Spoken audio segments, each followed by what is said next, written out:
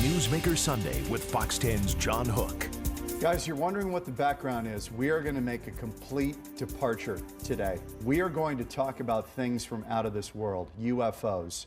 And since it's early in the morning, it's a great time to get off on a subject that many people, they're a little ticklish talking about it, frankly. But 36% of Americans, 80 million, believe UFOs exist. And a tenth believe they have spotted one.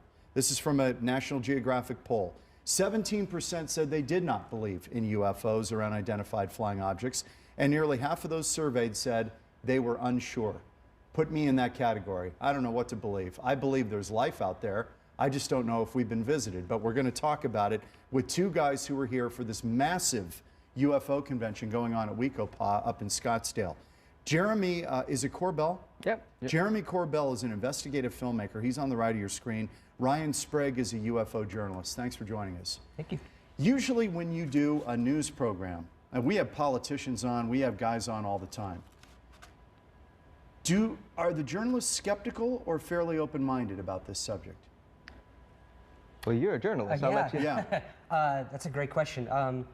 I think as a journalist, it is your job to remain open-minded about the topic you're covering, especially when it comes to UFOs. There's such a broad spectrum of phenomenon that seems to be happening. Right.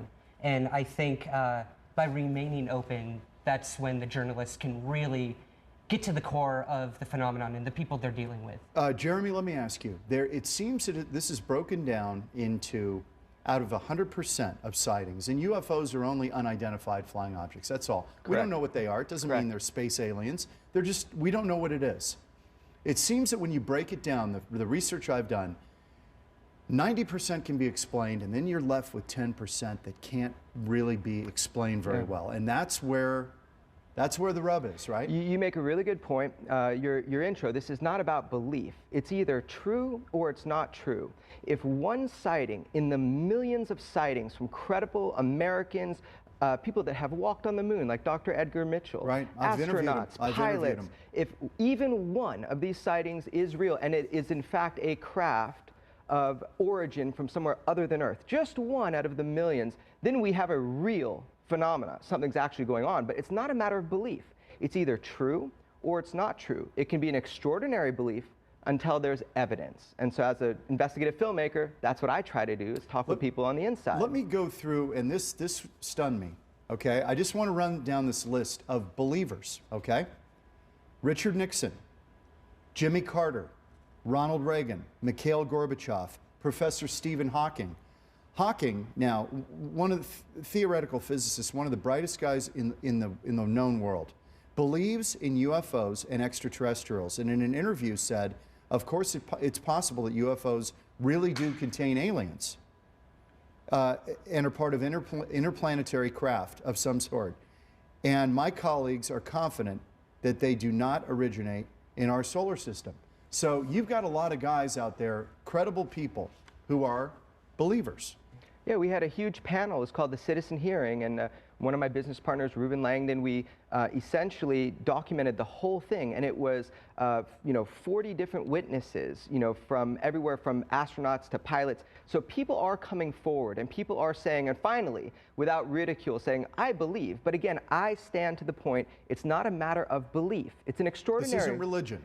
Correct. It's true or it's not true. And so the idea is, if it is true, what does that mean, and to what degree is it true? Okay, let me go through the list here. Ryan, let's start with you. What is the best proof that we have to date that we've been visited? That we've been visited? Yes. That is a great question. You can look at experiencers such as Travis Walton. Right here in Arizona. Right here in Arizona. One of the best documented cases of all time. He says he was abducted. He says he was abducted. In northern Arizona. Yes, he's been put under polygraph tests. The other witnesses who saw this with him saw him literally be shot with a beam by a craft of unknown origin, were put under polygraph tests, and they all passed with flying colors. What's the best you've got? Jeremy? Yeah, the best evidence that I have, because man, I'm looking for it too. You know, I want the smoking gun either way. I mean, that's like, I have made some. Well, this is what we deal with. We need proof, right? Yeah, I've made some wild films. You know, I made a film called Patient 17 about a man who had an alleged implant that we removed physically, and I actually followed the whole process. Never thought I would do something like that. That didn't prove it to me fully, but I think what gives me the greatest sense of proof for myself to really, my imagination has been weaponized. And as a young child, it had been. I am so curious. I want to know. So the best proof that I have is essentially people of high credibility in positions to know have told me directly off camera and on camera that yes, it is true. There are intelligent life out there, that they are visiting our planet and engaging humanity. Now, I personally have no experience with that, but weight becomes heavy. Evidence becomes heavy over time. I don't have the luxury of disbelief, but what I do have is a camera, which is a passport into these stories. And they'll tell you the story. Yes, they will. You know, quick aside on Travis Walton. I was doing a story back in '94 on winter sports up on the Mogollon Rim. And a guy gave us a ride on a snowmobile who had taken Travis Walton out to the area where he had been abducted. He took him out with a film crew. And here's what he told me. He said, I don't know whether Travis Walton was abducted or not. He goes, but let me tell you something.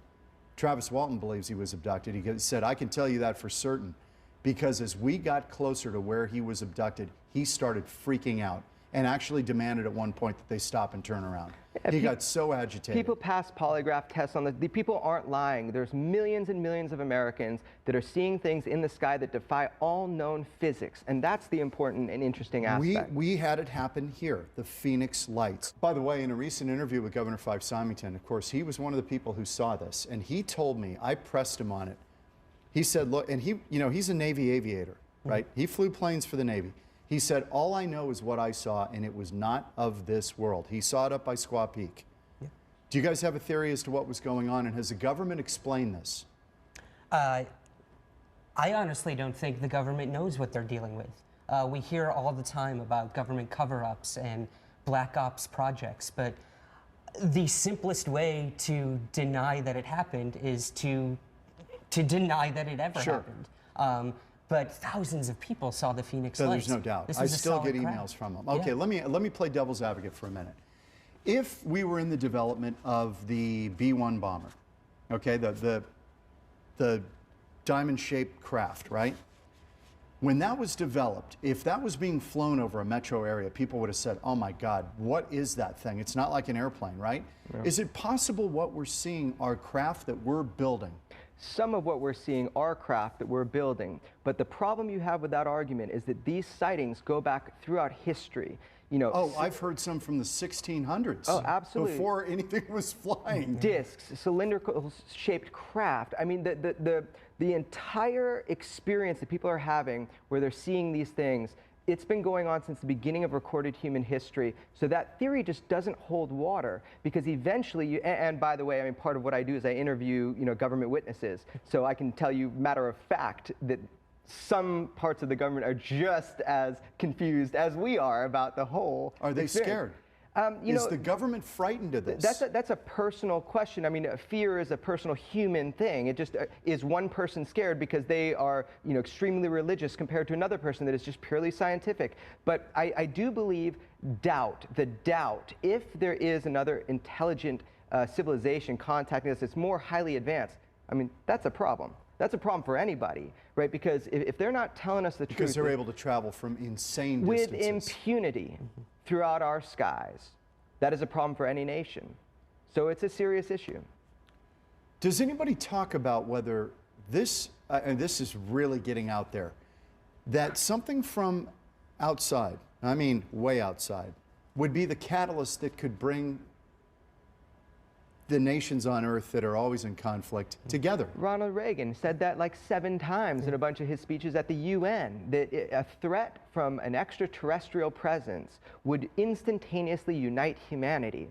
So presidents have been talking about this. I mean, look it up. Ronald Reagan at the UN said those exact words. So that's something that people think about quite a bit when we're in conflict around the globe. If we were to have this disclosure of an ET presence, the implications are just astounding. Okay. Everything, religion, socially, everything. If we've been visited, because we know kind of the makeup of at least within our, what will we say, our universe, our, we know that this has to be something coming from way, way beyond any kind of propulsion that we know of that could get you there and keep people alive or creatures alive long enough to get you there. It's really interesting that you bring that up, because at this UFO Congress, one of the big highlights of the Congress is an individual named Bob Lazar. I have followed the case for many years because my mentor is George Knapp, who is... I grew up watching him. He's a television news reporter. Peabody Award-winning journalist. Right. He's amazing. So basically, I've been able to see it from a very unique perspective. Bob is coming in to talk at this conference. He claims that he back-engineered extraterrestrial technologies, propulsion systems, advanced propulsion systems that essentially warp space-time. They essentially amplify gravity waves in order to travel. The most incredible idea. And you know what? I just got to say on the record, after looking at this as an investigative journalist, I believe Bob. And he's going to be there to talk with everybody after 25 years of radio silence. Okay, yeah, he's been silent on the issue because he didn't want to be hassled by people. Correct. He's a private guy. Okay, let me ask you this.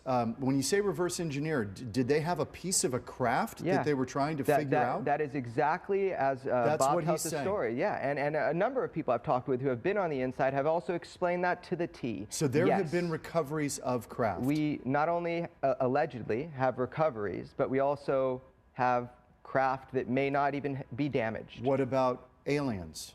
You know, a lot hear of people the story talk about that. Nixon taking Jackie Gleason to Homestead Air Force Base. That's a great and story. showing him aliens, but it may have been a hoax, but we don't know. Look, that he may have been pulling a prank on Gleason. Let's not jump ahead, cart before the horse. If there are intelligent beings that created, craft that are visiting Earth, because that's I think the big news, let's say, of the next 20 years, is that true? Are we being visited? Are they drones? Or do they have the intelligences that made them riding in them? And, I want to know, too, if this is true, are there extraterrestrials visiting? And that would be If you guys amazing. find out, will you let me know? I'll call you. I'll tweet it to the world. This would be the greatest story ever. Ever, of all time.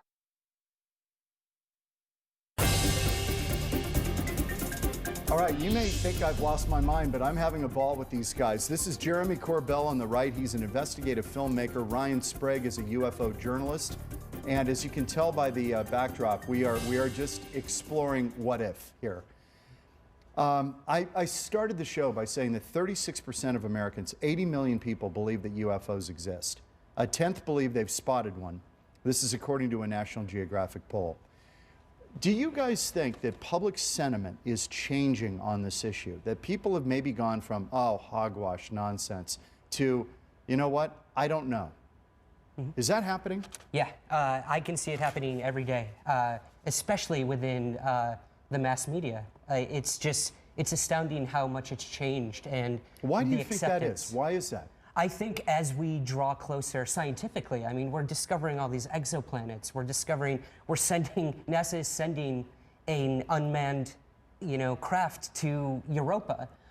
These are opening up the possibilities of life elsewhere, whether it be biological. I have a theory as well. Yeah. I think as we get smarter, we start to understand how much we don't know. Yes. And I think that's playing into it.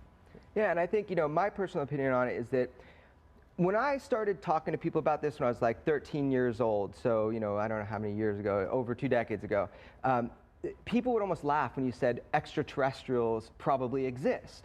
The world view has changed. Now we know all these exoplanets, trillions of star systems with habitable planets. So the whole paradigm has shifted. What's the next thing? And now you're going to be Contact. ahead. Exactly. You're going to be ahead 10 years right now. What would the big deal be? What is the biggest lie? Well, if these things are real, are they coming here? So that's the question. If we can kind of narrow in the discussion to that now, rather than extraterrestrials don't exist, okay, well, we just have the one planet out of trillions and billions that has life on it. Well, then the question about UFOs, okay, maybe the question should be, do you believe there's life out there? That's a whole different thing, and you probably have a lot more people who believe that. Well, I'm just saying that's the simple one that we should all be far beyond. We should be, just the science of it, the sheer numbers, we should be on that question. The question we should be asking is, okay, there probably is life everywhere, microbial and intelligent. Are they visiting here? And if so, what are the implications? Has anybody come up with a theory if we have been visited? Okay, I don't believe we have, but I'm keeping an open mind about it. If we've been visited, why have they not presented themselves in a more dramatic way and said, look, we come from planet X, here we are? Does anybody explain this? Sure. Yeah, I mean, there have been tons and tons of cases of these supposed beings who may not think we're ready. We may be on some sort of timetable of theirs. We have to sort of look at it as if they are coming from vast distances and they are this ahead of us, you know, technologically and perhaps intelligently, that maybe we haven't reached that potential to handle it. To handle it yet. I get that. We have enough issues to worry about on this planet. Okay. This is the last thing on a lot of people's minds, where it's one of the first on ours. Yeah, I got to chime in here on this. Okay. So one of my dear friends growing up is Rod Roddenberry. Eugene Roddenberry is the son of Gene Roddenberry. Yeah. So I interviewed him for this conference, and I have a piece that I'm going to be playing at the conference where he's weighing in for the first time on the extraterrestrial issue. I mean, which is weird. You figure he'd weigh in sooner. But essentially, they talk about things like the prime directive, the idea of non-interference. And he kind of talked to me about this. He says, I don't know if it's just microbial life or intelligent life. He says, my preference is intelligent life. He says, but let's say they are here. Let's say they are visiting. Maybe there is a prime directive. Maybe there's a non-interference clause where they want us to evolve as human beings before, before real contact. Right, but there has been contact. That's the thing that you and I don't get because we haven't seen anything. But people, millions of people, have had what they call contact. What is interesting about that, I got to take a break, is how similar a lot of these accounts are. Oh my gosh. There's a similarity with all of these different people who say they've seen something. Yeah. What they've seen a lot of times lines up. It's not the multiple witnesses, multiple angles, air radar, ground radar, air visual, trained observers, pilots. I mean, come on. Back on Newsmaker Sunday, final moments with Jeremy Corbell, an investigative filmmaker on the right of your screen. He's on the right here, and Ryan Sprague, a UFO journalist. Final moments.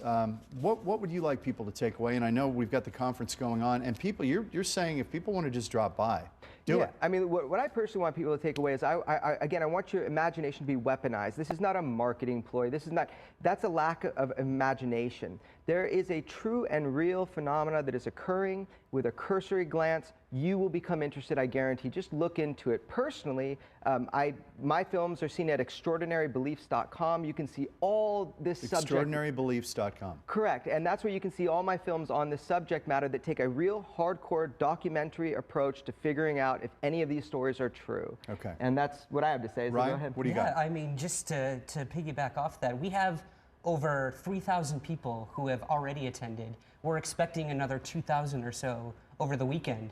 And people come from all over the world to this conference. And it's because we have astrobiologists, nuclear physicists speaking at the event, telling us this is a real phenomenon. Next to questions about God and religion, this is probably right there, right? This is the existential question of, are we alone? Yeah. And people out there, I'm sure, believe we are not alone. It's going to be easier to prove the existence of other intelligent life. It'll be easier to prove that than the existence of God to the mass public. I think that it's either true or it's not true. And hopefully one day soon we'll find out. How much is our government, working on trying to make contact? It's a really We're complex question. We're always throwing out stuff out to the universe, right? We are from the very beginning. We shoot up messages all the time. I mean, it's like, yeah, but there's a much deeper story to that, and maybe we'll have to talk about that later. How worried is, we've got 30 seconds, how worried is, for instance, the United States about this issue, that this is a threat that we could not handle?